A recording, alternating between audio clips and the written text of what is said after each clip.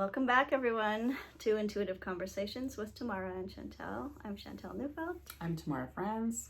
Today, we're just going to go out for coffee, or I guess in this case, tea. Yes. And talk about our lives and what we've been up to, and more so like what's been coming to us, because I'm between jobs, so I've had a lot of time to just, I feel like... And I'm after jobs. So. Yeah. I feel like my spirit's coming back into my body as I list the things I love, or as I give myself permission to do the things I love, instead of just like feeling like I'm in a rush, or like I gotta, fit this in before that. And now it's just like I have all this time, and it feels good. Yeah, it feels good, but it's also, I don't know, it's a bit scary. Like, I feel like the kid who's in class when the teacher says, write about anything you want. And then you sit there like, where do I start? Yeah, there's so many things that could be fun to do. Like, I could just sit and read, or I could just sit and write. I love both of those things. Yeah. What have you been up to? Oh, getting used to retirement. Well, I mean, I talked about my big trip this summer, walking the Camino. And so I've been doing lots of photo editing and writing blogs. And I want to kind of capture it for myself mainly, as while I'm still remembering all the details. So even though I've been putting out probably a blog a week or something, even if nobody reads it, it's something. I read it. It's something for my memory box, that I can share with my kids and grandkids. Yeah. No, I feel like I'm right there with you when you're talking about that stuff. I don't have the energy you do. I mean, not yet.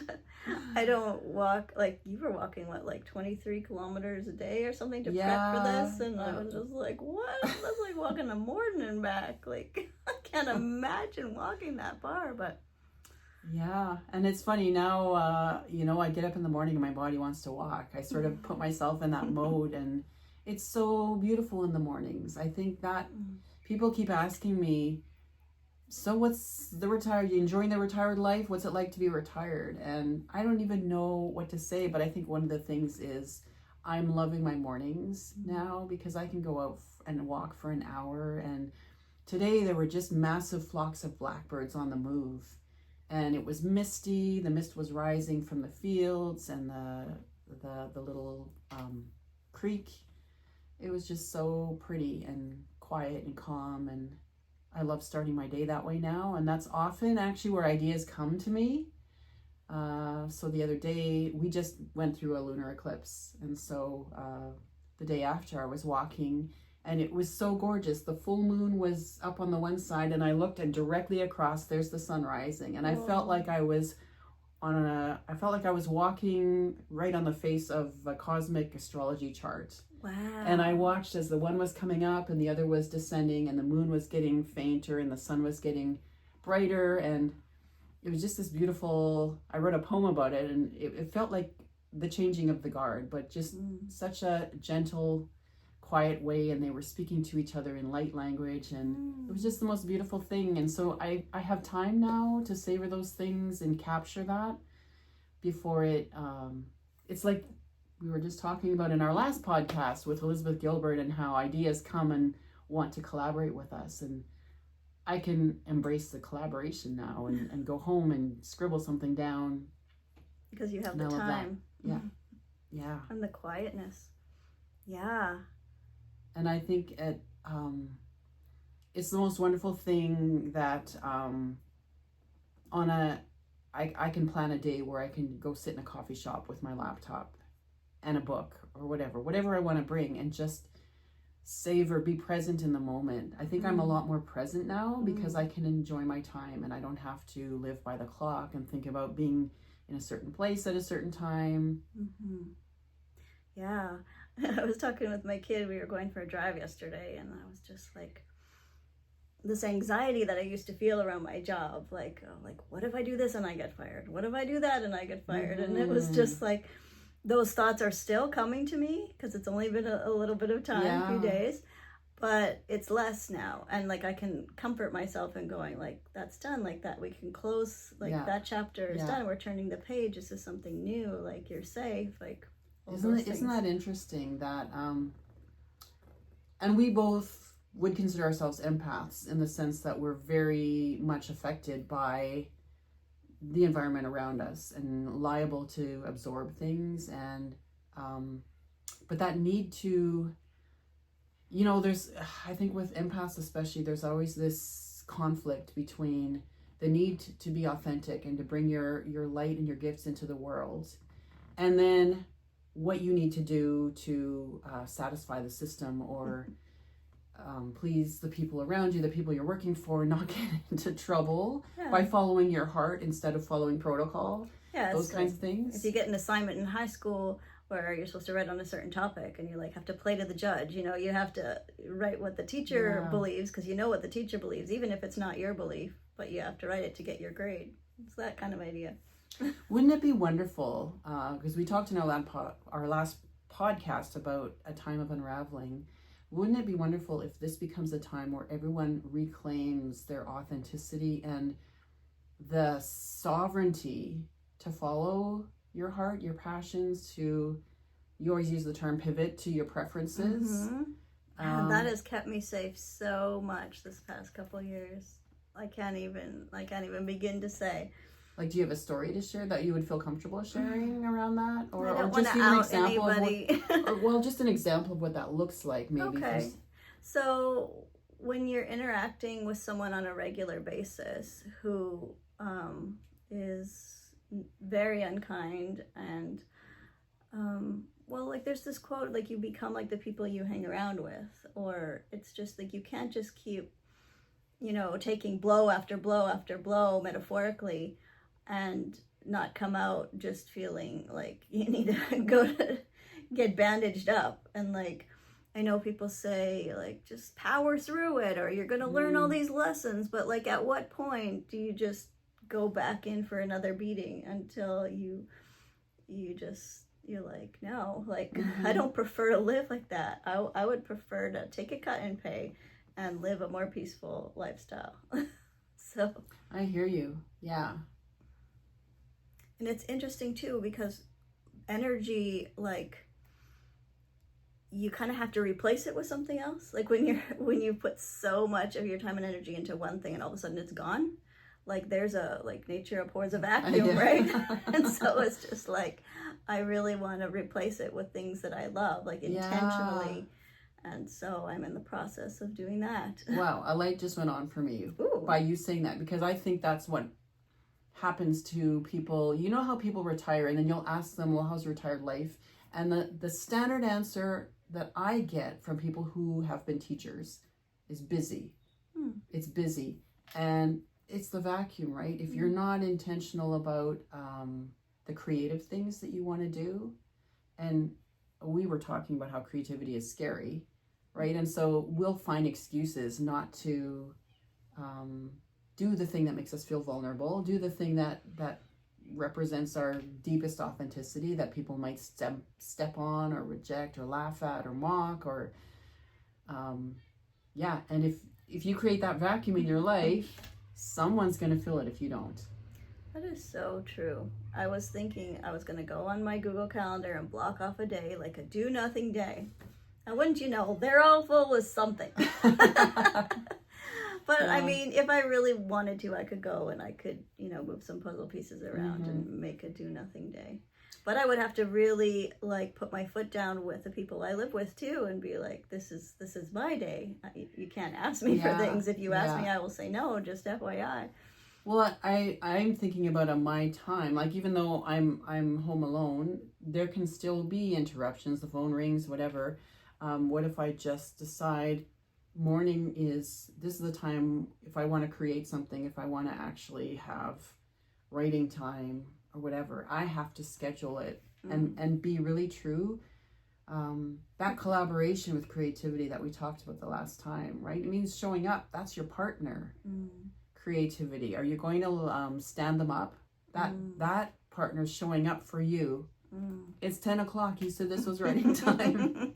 Where are you? I like the idea of blocks of time too, and the idea of acting as if, like way back when, 7-8 years ago, when I was starting my hypnotherapy practice, I set aside a time that this is my time for clients that they can book with me. But when they didn't, I still made sure to do stuff around that subject and pretend like I did have a client, or I love that. or you know, take a course on the subject or something where like the energies that be know that that is the time for that. So I feel like when you act as if, then pretty soon, like when you're pretending, things start coming to be real. Because you're aligning yourself. Yeah, exactly. With the wavelength that you want to be on. Mm-hmm. Instead of waiting for it to come and pick you up off the shore. Yeah. Yeah, for sure. No, it's going to be interesting to see how things play out at my house, because my oldest is getting married, moving out, and you know, we might rent out the basement, or I might use the basement for my office. Like, there's a lot of things that we don't know possibilities. how it's going to be. We'll see. I feel like this is a time of like many possibilities, and it's just like trying to pick the one that lights me up the most without guilt is going to be an interesting challenge. Yeah. There's a saying on the Camino, like, the way is made by walking. And so as you, and I think it's been phrased in different ways by different people along the way, as you take a step and a step and a step, the way appears in front of you.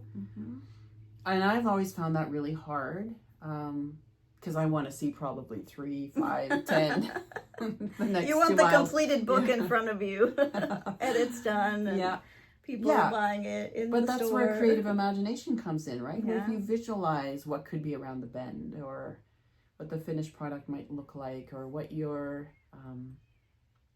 the life that makes your heart sing. Yeah. I look forward to seeing your vision board now that you're retired, like how different it's going to look than your previous vision boards. Yeah, well, it might not look that different because I think the passions are still the same. Very similar, yeah. But like some of them you've done this year now that you are not working, and so, yeah. That reminds me, like, I just really love the idea of the vision board, but not just making it, but like looking at it often, like having it up in your room and just like almost meditating on it and imagining yourself in the various things. Well, that makes me think, because going back to the collaboration with creativity, like, what if you make your creative vision board around what do I want to create in my life, or what do I feel I'm being called to collaborate on creatively with the universe or with the ideas that are coming to me. And then what if that becomes a vision board that you actually dialogue with, have a conversation with, and like if you schedule your creativity time or your me time, whatever, I'm here, so what are we doing today? Yeah. The thing that comes to mind when you said that for me is music. It used to be that my kids like didn't like it when I played the violin, or like, you know, they were just like, you know, we want it quiet, we want to do our thing, like that's bothering us. And so I just like put it away for so many years. Like I brought it out occasionally to play, but my youngest said to me the other day, like, she's like, I love it when you play your violin, like it's just so, you know, she just gets excited when I play. And I'm like, I didn't know that. So now it's going to be a challenge these couple weeks that I have off between jobs to put that intention out and play again. And like I have like my classical pieces, I have the hymns, I have the fiddle music, and it's just like a different part of me comes alive. And I don't know, I just find when I think about the future, it's very much centered around music, sound, vibration, healing, like all that stuff. Oh, that's beautiful. Yeah. That makes me think about the importance of like playing in the muck with things.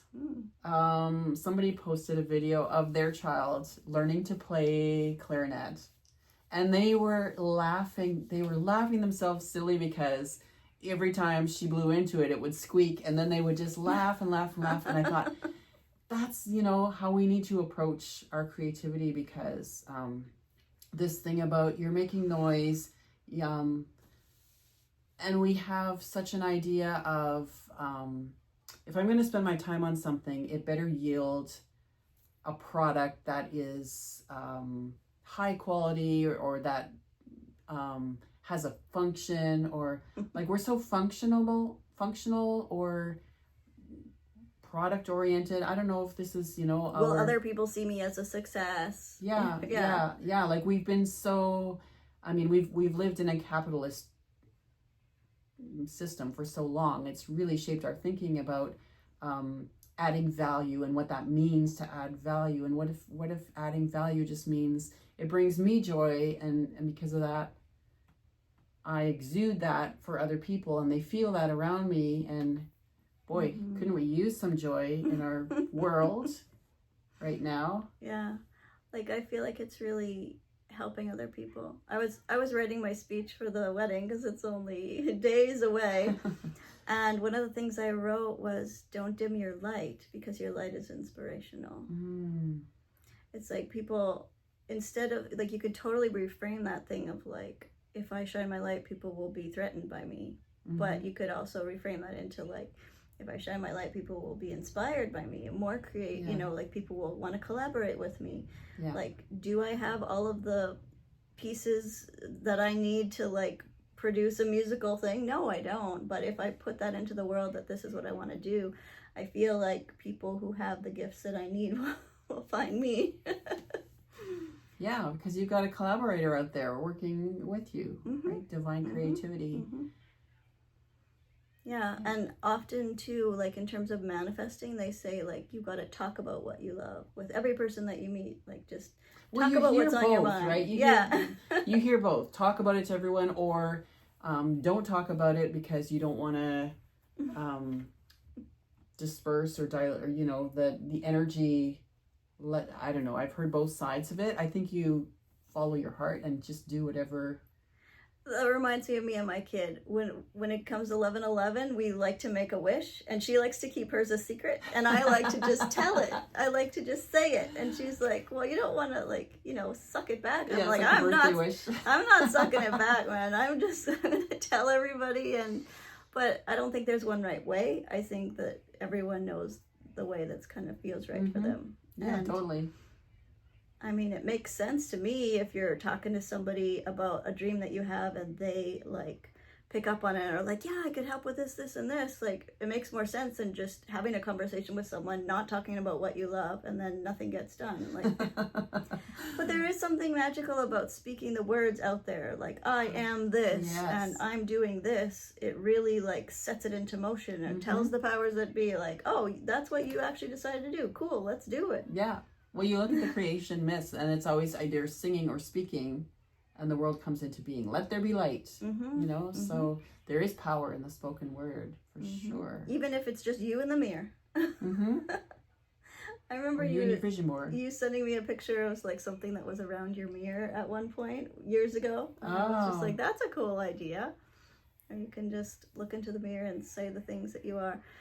And I did hear from one of my mentors to say, even if like it doesn't resonate with you, like when you say I am this, to just be like, I am learning. I am learning to be a creative person. I am learning to be a confident person, because we are. I am embracing my creativity. I'm embracing my confidence. There's ways you can phrase it that are more palatable maybe, but just that feel true. Yeah, because that's the most important thing. It has to feel real and authentic and true inside. Yeah. So for me to just stand in front of the mirror and be like, I am learning to be this and this, then yeah, it's a good idea. So to anyone who's listening, whatever point you are at in your journey, we'd love to hear comments. What's going on for you? What are you creating in your life? What's calling to you? Yesterday was like a big day in the numerology world. It was like the 9th month, the 9th day, and then if you added up all the numbers, it would be like 999. Yeah. And then also you said I was a life path 9, and then there was another 9 in there somewhere. The 9 you said, well, it was whatever day out of 365. Oh yeah. It was the 200 and something day, and if you added that all up, it made that 9. Was a 9. Yeah. So there was just a bunch Very of 9s. Cool. Yeah. Yeah.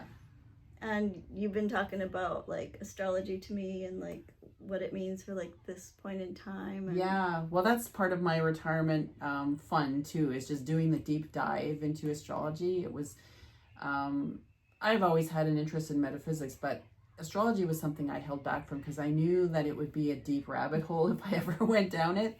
It's just very complex and there's so many moving parts. But what I've found actually in this crazy time is that having a bigger picture really helps me be grounded, because whatever craziness is going on in the world, I can see and understand the larger energies at play, and it shows a picture of